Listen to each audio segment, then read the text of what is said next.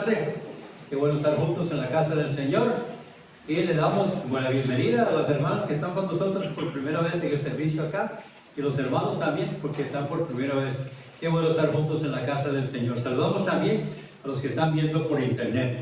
Vamos a seguir adelante con la serie del esparcimiento del Evangelio, que comenzó cuando nuestro Señor Jesucristo dio la gran comisión y le dijo que debían ir a todo el mundo a predicar el Evangelio, pero debían esperar recibir poder. Entonces en el día de Pentecostés la iglesia recibió poder y entonces a partir de entonces vemos cómo se ha ido esparciendo el Evangelio.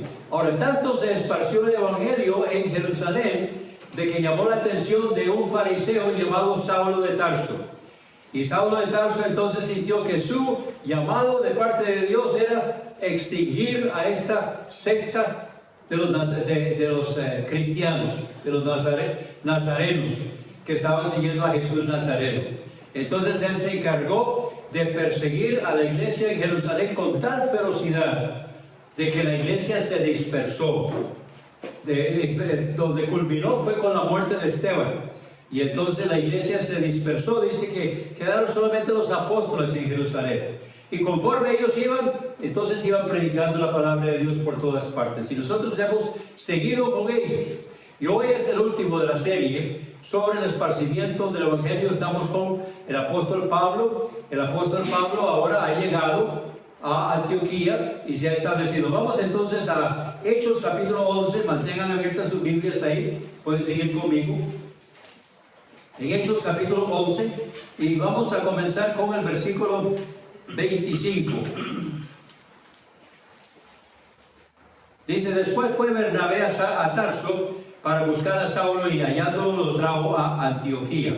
Os recuerden que Antioquía fue la primera iglesia de puros gentiles. Entonces, bueno, tal vez en Cesarea con Cornelio se estableció una iglesia también, pero hablando de las iglesias allá en las provincias, entonces Antioquía fue donde se llegó, se predicó el Evangelio a los gentiles que no habían sido judaizados. Y fue la primera iglesia donde se habló y se estableció allá en las provincias.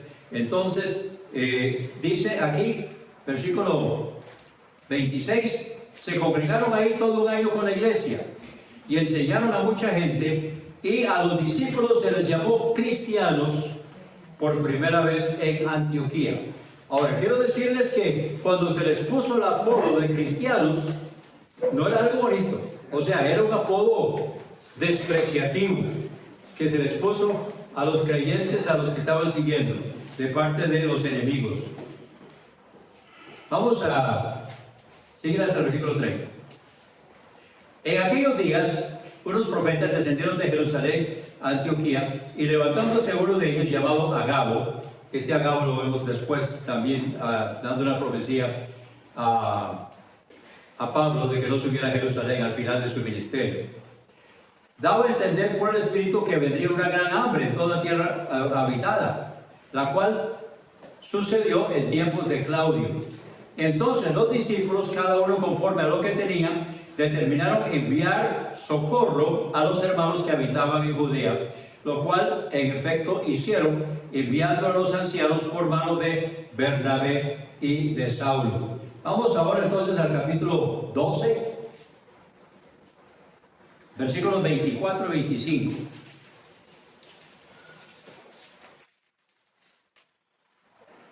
Está hablando aquí ya de Jerusalén. La palabra del Señor crecía y se multiplicaba.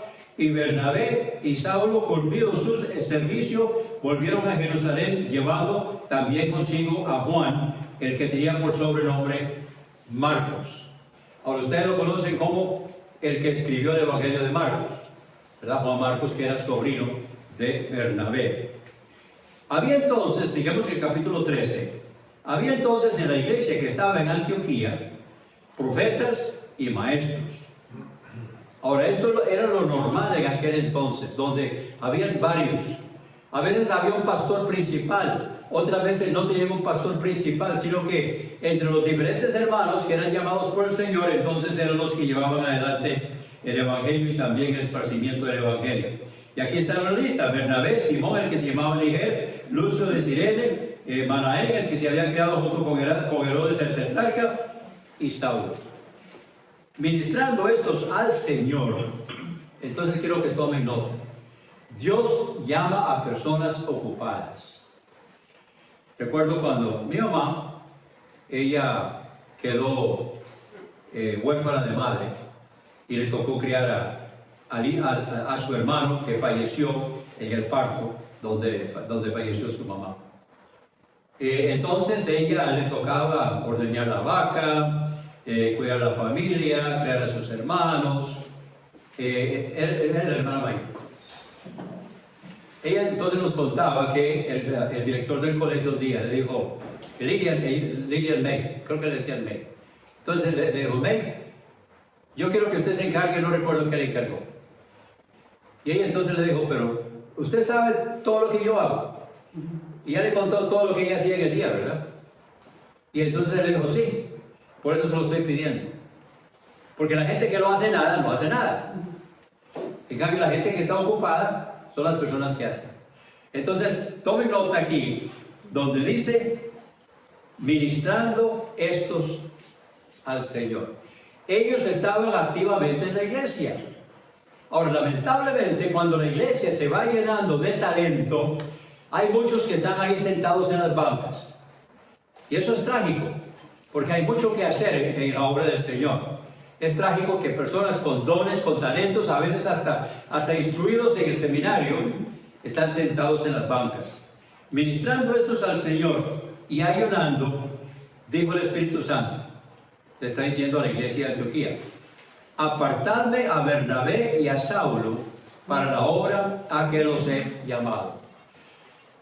Aquí comienza lo que nosotros llamamos ahora misiones modernas. ¿Cómo se trabaja bíblicamente en la obra del Señor? Ahora hay muchos grupos bautistas, pero los de la Asociación Bautista Americana, así trabajamos. Así como se ve aquí en Antioquía.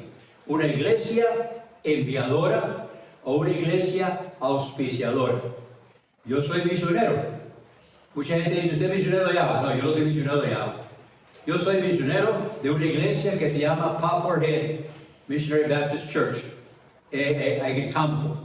Es una iglesia de campo, tiene un cementerio a la par. Es una iglesia de campo. Entonces esa iglesia es mi iglesia enviadora, es mi iglesia auspiciadora. Ahora, las iglesias de la asociación entonces me apoyan con sus oraciones y con sus ofrendas. Así es como funciona. Entonces dice, apartadme a Bernabé y a Saulo para la obra a que los he llamado. Entonces, habiendo ayunado y orado, les impusieron las manos. Esto de las Escrituras se llama imposición de manos. Imposición de manos es la ordenación para el ministerio. Entonces les impusieron las manos de parte de la iglesia. Ahora, otra cosa, quiero hacer notar. La gente a veces dice, bueno, la ordenación lo hace el presbiterio. No, señor. La ordenación lo hace la iglesia. Pero llama a los presbíteros y a los diáconos de las iglesias hermanas para que vengan y formen un concilio o un presbiterio, para que trabajen bajo la autoridad de la iglesia para ordenar, para ponerle las manos a una persona, la imposición de manos. Pero es la iglesia la que lo está haciendo. No es el concilio, no es el presbiterio. Ellos están trabajando con la autoridad y bajo la autoridad de la iglesia que los llamó para esto. Entonces aquí vemos donde hubo imposición de manos de parte de la iglesia. Entonces ellos, siendo enviados por el Espíritu Santo, entonces otra cosa, cuando un misionero es llamado por el Señor y enviado por una iglesia, si no es enviado por el Espíritu Santo, decimos vulgarmente, está frito, ¿verdad? Pero es lo que tiene que suceder. Lamentablemente no siempre sucede así. Entonces, enviados por el Espíritu Santo. Ahora, regresando un momentito aquí al versículo 3, dice, los despidieron. Ahora, los despidieron no significa en el original griego que hicieron una fiesta y les dijeron, Dios les bendiga, hermanos, vamos a estar hablando con ustedes. Lamentablemente hay muchas iglesias hoy que envían a un misionero y eso es lo que hacen. Que les vaya bien, hermano, que Dios les bendiga, vamos a estar orando por ustedes. Y que se mueran ya.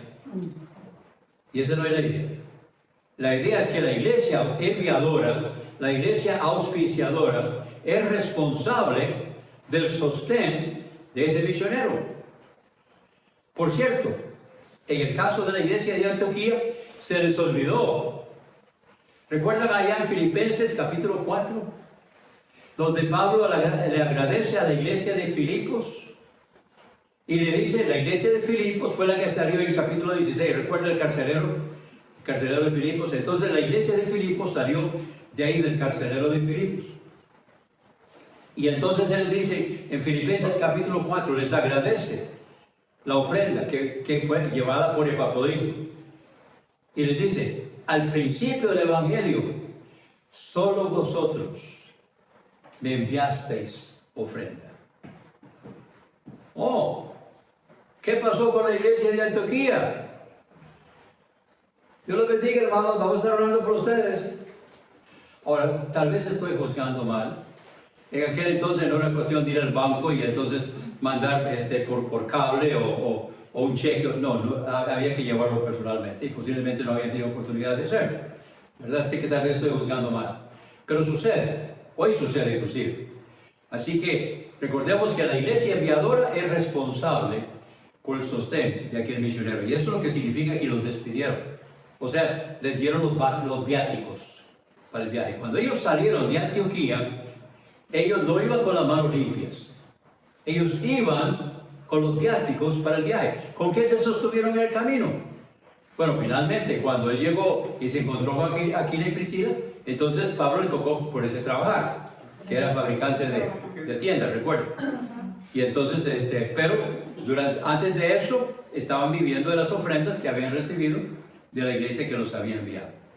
Bien, ahora vamos al capítulo.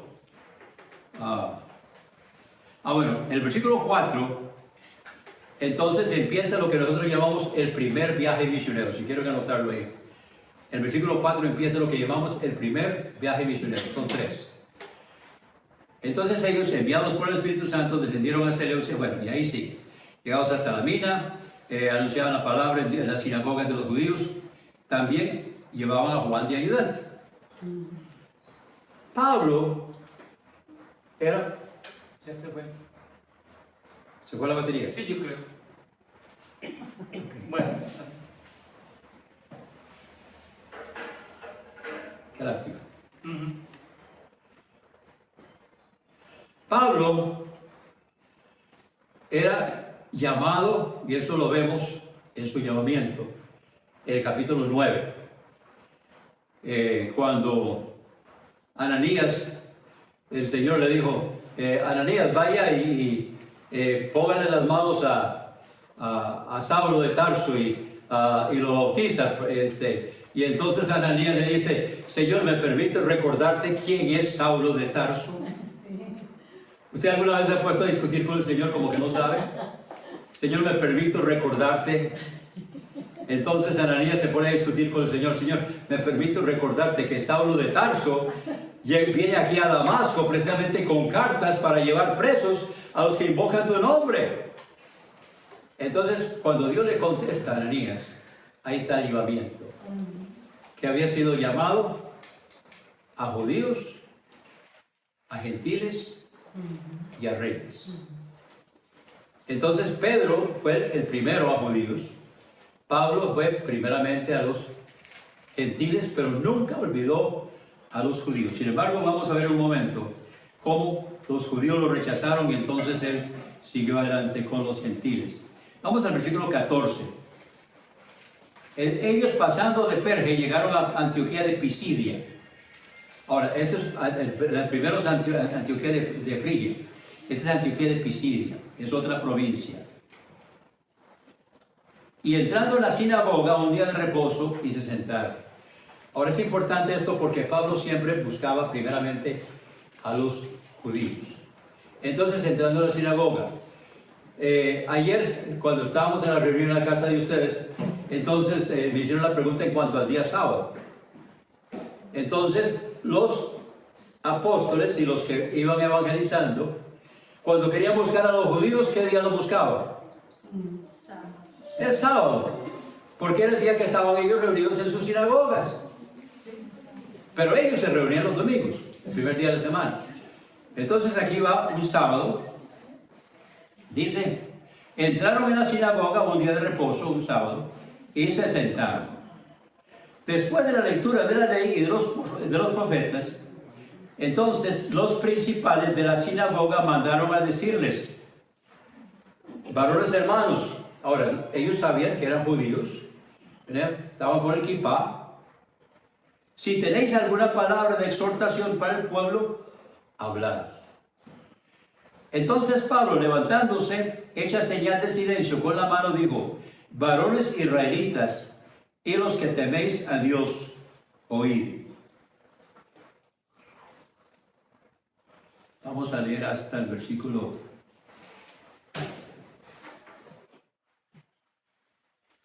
Vamos a ver.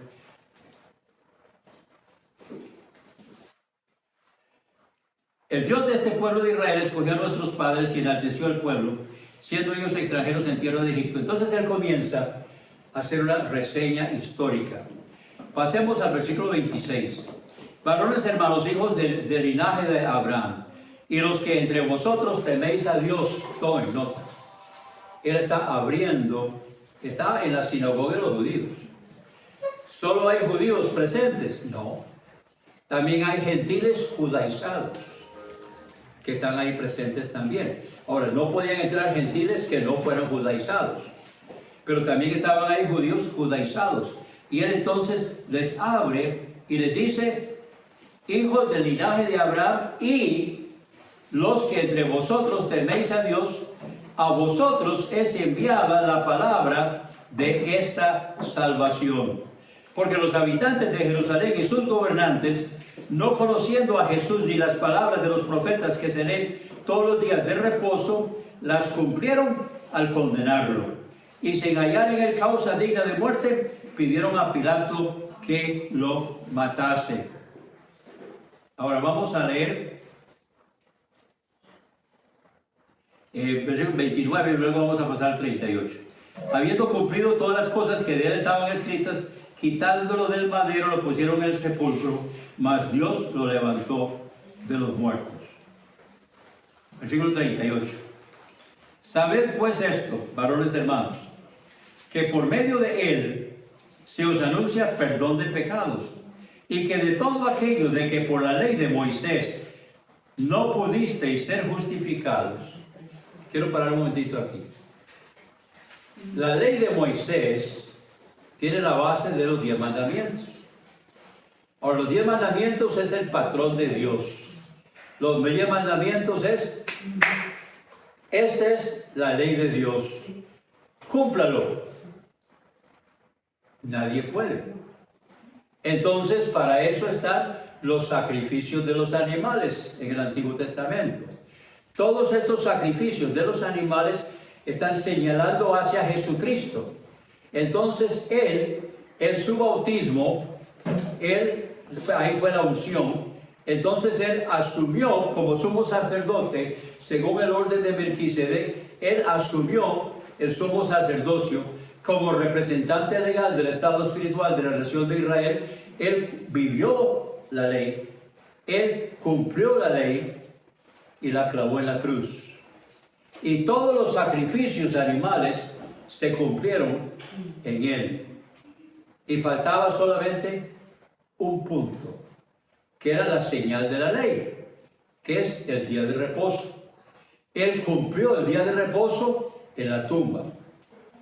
Y cuando él resucitó, toda la ley y los profetas se habían cumplido. Hasta ahí llegaron. Entonces, dice que de todo aquello de que por la ley de Moisés no pudisteis ser justificados, en él, Jesucristo, es justificado todo aquel que cree.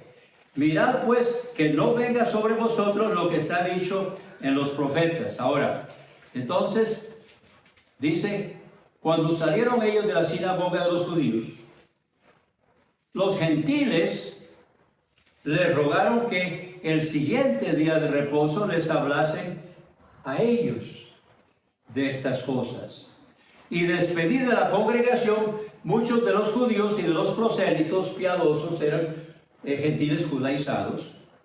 Siguieron a Pablo y a Bernabé, quienes hablándoles les persuadían a que perseverasen en la gracia del Señor. Pero aquí viene el zafarrancho. El versículo 44, el siguiente día de reposo se juntó casi toda la ciudad para oír la palabra de Dios. ¿Y qué hacen los judíos? Los judíos no quieren que se les predique a los gentiles. Soportaban a los gentiles que se judaizaban. Los soportaban. Los tenían por allá en el templo de Jerusalén. Estaban allá en el patio. No entraban al edificio. El pórtico de los gentiles se llama. Ahí estaban en el patio los gentiles judaizados. Entonces los soportaban. Pero cuando ellos ven, viendo los judíos, la muchedumbre, se llenaron de celos. Y rebatían lo que Pablo decía, contradiciendo y blasfemando. Entonces Pablo y Bernabé, hablando con denuedo, dijeron: a vosotros, a la verdad, era necesario que se nos hablase primero la palabra de Dios, mas puesto que la desecháis y no os juzgáis dignos de la vida eterna, he aquí, nos volvemos a los gentiles. Ahí fue donde se volvieron a los gentiles. Ahora, el versículo 48, los gentiles oyendo esto se regocijaban y glorificaban la palabra del Señor. Pero ahí comienza la persecución de los judíos. A partir de este momento, donde Pablo va y predica la palabra de Dios, ahí vienen los judíos detrás, haciendo alborotos, levantando calumnias. Y esa persecución se hizo por todas partes. Ahora, vamos a brincarnos un poquito. Vamos a pasar al segundo viaje misionero. Vamos primeramente, vamos a regresar. En el capítulo 15, entonces se habían convertido muchos fariseos en la iglesia de Jerusalén y estaban diciendo de que los que se iban convirtiendo, los gentiles, se tenían que judaizar. No podían ser salvos sin judaizarse. Entonces, otra mejenga ahí en la iglesia, ¿verdad? Entonces vienen de parte de la iglesia de Antioquía, vienen Pablo y Bernabé y se presentan. Dice el capítulo 15, entre algunos que venían de la Judea, enseñaban a los hermanos: si no circuncidáis conforme al rito de Moisés, no podéis ser salvos. Como Pablo y Bernabé tuviesen una discusión y contienda no pequeña con ellos, se dispuso que subiesen Pablo y Bernabé a Jerusalén y algunos otros de ellos a los apóstoles y a los ancianos para tratar esta cuestión. Ellos pues, habiendo sido encaminados por la iglesia, o sea, les pagaron los viáticos, pasaron por Fenicia y Samaria contando la conversión de los gentiles y causaban gran gozo a todos los hermanos. Y llegados a Jerusalén fueron recibidos por la iglesia, los apóstoles y los ancianos, y refirieron todas las cosas que Dios había hecho con ellos. Pero algunos de la secta de los fariseos que habían creído se levantaron diciendo: es necesario circuncidarlos y mandarles que guarden la ley de Moisés. Y se reunieron los apóstoles y los ancianos para conocer de este asunto. Esto se llama el Concilio de Jerusalén. Es como todo el mundo lo llama. Y entonces de eso salió, y dice, comenzando con el versículo 23, los apóstoles y los ancianos y los hermanos, a los hermanos de entre los gentiles que están en Antioquía, en Siria y en Cilicia, salud. Por cuanto hemos oído que algunos que han salido de nosotros, a los cuales no dimos orden, os han inquietado con palabras, perturbando vuestras almas, mandando circuncidaros y guardar la ley. Entonces, en vista de esto, nos ha parecido bien, habiendo llegado a un acuerdo, elegir varones y enviarlos a vosotros con nuestros amados Bernabé y Pablo, hombres que han expuesto su vida por nombre de nuestro Señor Jesucristo. Y entonces, dice el versículo 28, ha parecido bien al Espíritu Santo y a nosotros, no imponeros ninguna carga más que estas cosas necesarias, que os abstengáis de lo sacrificado a ídolos, de sangre, de ahogado, de fornicación, de las cuales cosas si os guardaseis, bien haréis. Pasadlo bien. Ahora, noten versículo 30. Así pues que los que fueron enviados descendieron a Antioquía y reuniendo la congregación entregaron la carta. Ahora, dice el versículo 33. Pasando algún tiempo ahí, fueron despedidos en paz por los hermanos para volver a aquellos que los habían enviado, mas a Silas le pareció bien quedarse ahí. Y Pablo y Bernabé continuaron en Antioquía enseñando la palabra del Señor y anunciando el Evangelio con otros muchos. Ahora empieza el segundo viaje misionero. Si quieren anotarlo ahí, 15:36. Después de algunos días, Pablo dijo a Bernabé: volvamos a visitar a los hermanos en todas las ciudades en que hemos anunciado la palabra del Señor para ver cómo están. Ahora, Juan Marcos, que era sobrino de Bernabé, los había dejado botados ahí en el camino, ¿recuerdan? Y les causó un gasto que no estaba previsto. ¿Cuántos han andado de viaje y sale un gasto imprevisto? Bueno, eso fue un gasto imprevisto. Tal vez por eso Pablo tuvo que ponerse a trabajar, yo no sé. La cosa es que eso no estaba imprevisto, porque había que entonces mandar otra vez a Juan Marcos porque le dio mamitis. ¡Mamá! Entonces tuvieron que mandarlo de vuelta. Ahora, Pablo quiere seguir en el segundo viaje y entonces Bernabé dice: ok, llevemos con nosotros a Juan Marcos. Y Pablo les dice: yo creo que no.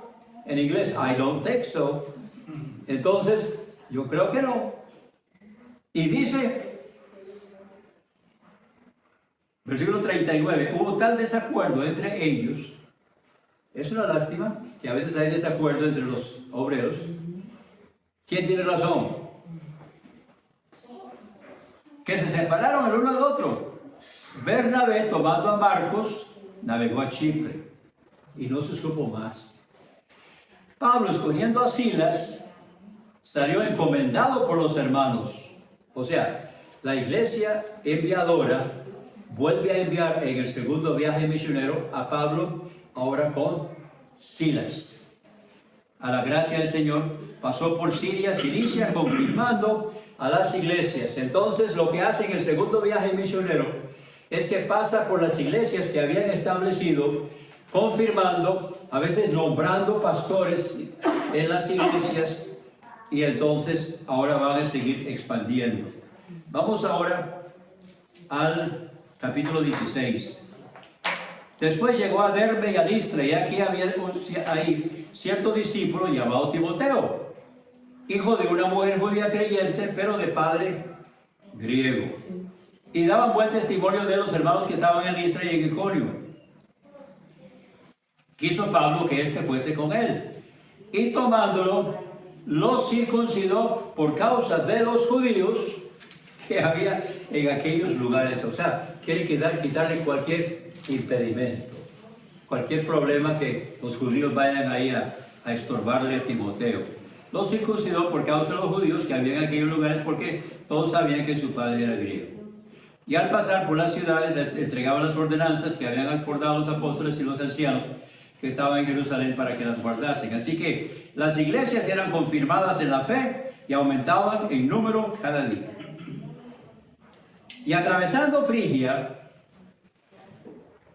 y la provincia de Galacia, les fue prohibido por el Espíritu Santo hablar la palabra en Asia. Ahora yo, como misionero, ¿cómo quisiera tener esa dirección tan palpable del Espíritu Santo? Porque muchas veces uno dice: Señor, ¿ahora qué? Cuando yo salí de Hebrón, voy a plantar una iglesia en Heredia. Después de Heredia sentí el deseo de plantar una iglesia en San José, que es esta. Entonces, no he olvidado Heredia, porque la iglesia de Heredia ya no está en Heredia, se fueron para la abuela. Así que todavía tengo en mi corazón Heredia. Y a ver en qué momento el Señor me abre las puertas para también abrir una obra en Heredia. Pero como yo quisiera esa dirección tan directa que tenía Pablo, ¿verdad? Donde el Espíritu Santo les prohibió hablar la palabra en Asia. Ahora, aquí no está hablando del continente asiático, está hablando de una provincia romana que se llamaba Asia.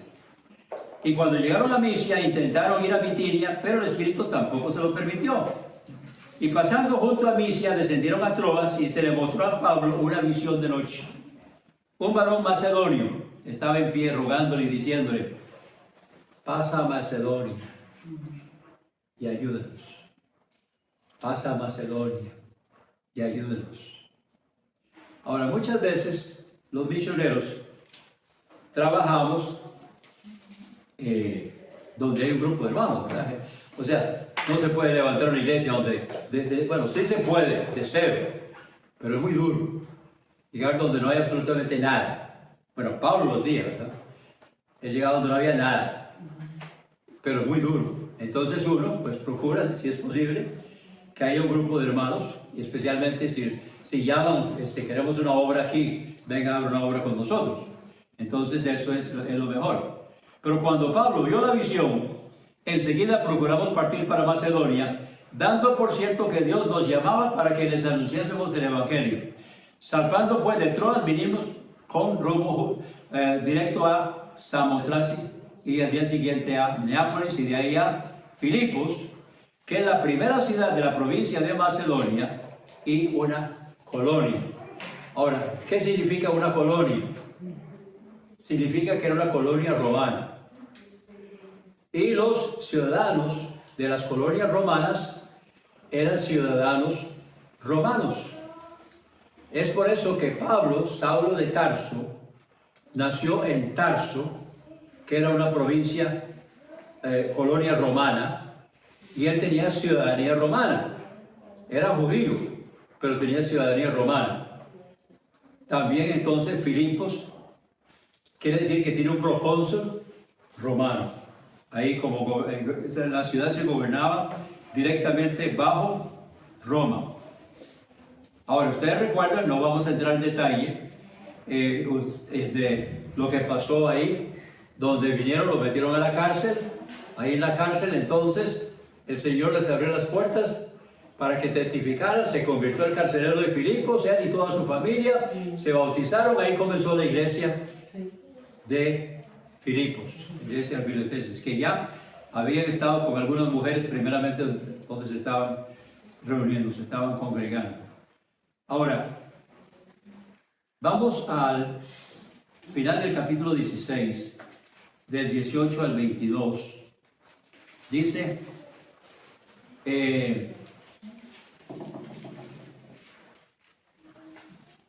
no voy a entrar en eso de por qué pararon en la cárcel. Eso pueden verlo después. Si quieren me preguntan después. ¿Por qué pararon en la cárcel? Entonces, quiero que vayamos aquí a... bueno, 39.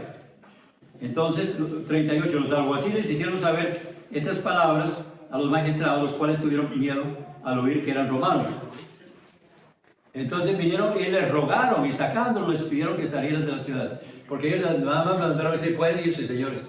No, ¿cómo que pueden irse? Nos azotaron siendo romanos y entonces ahora les están rogando, por favor, váyanse. Entonces, ahí, pasando por Anfípolis y Apolonia, llegaron a Tesalónica, que es otra ciudad de Macedonia. Ahora quiero que pasemos rápidamente al capítulo 18 y el versículo 22. Donde dice, habiendo arribado a Cesarea, subió para saludar a la iglesia y luego descendió a Antioquía. Entonces, cuando terminó cada viaje misionero, él regresó a la iglesia auspiciadora, la iglesia enviadora, y les dio un informe antes de salir en el segundo viaje misionero. Lo hizo al final del primer viaje misionero, al final del capítulo 15, ahora lo está haciendo al final del segundo viaje misionero, y empieza en el versículo 23 el tercer viaje misionero. Después de estar ahí algún tiempo, salió recorriendo por orden la región de Galacia y de Frigia, confirmando a todos los discípulos, y entonces comienza a plantar otras iglesias. Fue entonces cuando estuvo en Éfeso. Ahí en Éfeso tuvo una escuela donde estuvo entrenando, y muchas otras cosas sucedieron. Después él entonces hizo su viaje a Jerusalén, donde fue tomado y lo encarcelaron. Todo esto podemos ver cómo es conforme a un plan de Dios. El esparcimiento del Evangelio no es adrede, debe ser conforme al plan de Dios. Hoy, como dije, yo quisiera tener una dirección tan clara del Espíritu Santo como lo tenía Pablo, donde el Espíritu Santo le prohibió que hablara en tal parte, y hay una visión donde los de Macedonia le dicen, venga y háblenos a nosotros. Hoy nosotros lo que hacemos los misioneros muchas veces es que trabajamos cuando alguien nos invita. Hay un grupo de hermanos, una familia, y entonces vengan y se reúnen con nosotros, y entonces ahí comenzamos muchas veces una iglesia, y así es como vamos trabajando. Pero siempre tiene que haber una iglesia enviadora, una iglesia auspiciadora, que es la responsable. Y una vez que esa obra, Campo Blanco le llaman algunos, Misión le llaman otros, Iglesia en Embrión le llaman otros, entonces cuando se organiza en iglesia, o sea, corta el ombligo, por decirlo así, entonces ya se constituye una iglesia independiente, autónoma y soberana, que a su vez se espera que envíe también a otros, que no se detenga ahí. Aquí nosotros todavía somos una iglesia que dependemos de la iglesia auspiciadora. Cuando llegue el momento, entonces se va a organizar la iglesia en iglesia. Entonces ya será una iglesia independiente, autónoma y soberana. Así como Lebrón, así como Guadalupe, así como Canaán, ahora en Alajuela. Entonces estas iglesias que ya se han desligado de la iglesia auspiciadora y se han convertido en iglesias también enviadoras. ¿Y qué nos queda a nosotros? El Evangelio llegó hasta nosotros. No lo detengamos aquí. Que siga.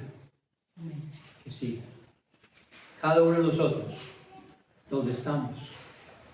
Tal vez Dios no lo ha llamado a usted para ser misionero, pero lo ha llamado a testificar, a dar testimonio a las personas que lo rodean, que la rodean, donde nosotros estamos. Y eso es lo que el Señor nos pidió que hiciéramos. Amén. Ahora, los que están viendo por las redes, si usted no ha aceptado a Cristo como Salvador personal, entonces hoy es un excelente día para que lo haga. Ahí donde está puede tomar la decisión por el Señor. Reconozca que es pecador, pecadora, arrepiéntase y acepte a Cristo como Salvador personal. Y los que son creyentes deben identificarse con una iglesia y ponerse a trabajar por el Señor. Gracias, Señor, por tu palabra. Pedimos que tú la bendigas, que la uses, que tu Santo Espíritu tenga libertad para trabajar en nuestro medio y que tú recibas la gloria. Porque lo pedimos en el nombre precioso que es sobre todo nombre, el nombre de Jesús. Amén. Si este programa ha sido de bendición para su vida, contácteme. Anote mi celular para que me contacte por WhatsApp 8708-5569. De nuevo, mi celular para que me contacte por WhatsApp 8708-5569. O puede escribirme al correo ministerioshermanowalter@gmail.com. Mi correo es ministerioshermanowalter, palabras completas sin espacios, ministerioshermanowalter@gmail.com. Será un gusto saber de usted.